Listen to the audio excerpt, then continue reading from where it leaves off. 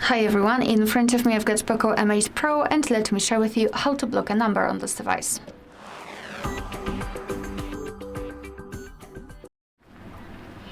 So let's start with opening your contact list, for example with the usage of the dialer.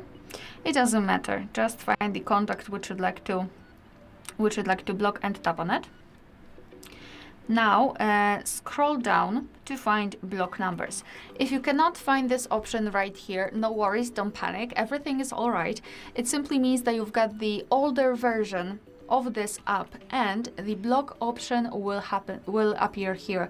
You will have probably 3 dots icon in the right upper corner, so just tap on it and you will have block numbers.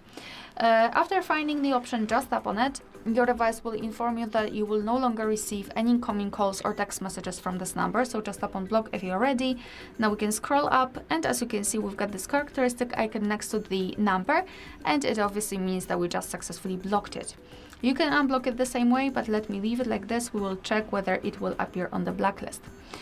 So to enter the blacklist we have to open the settings, so just come back here to the home or enter the dialer again and tap on this 3 bars icon in the left upper corner. Then go to the settings and here tap on blocked numbers. And this is our blacklist, that's the number we blocked from our contacts, so as you can see previous option works.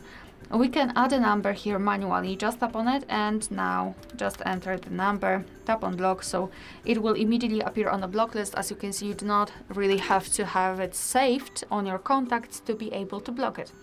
At the top you've got also the option unknown, which means that after choosing it your device will block the calls from all unidentified callers just by tapping on the switcher right there. And if you wish to unblock the number, just tap on this X button right next to it and tap on unblock. Alright, so that will be all. Thank you so much for watching. Please hit the subscribe button and leave the thumbs up.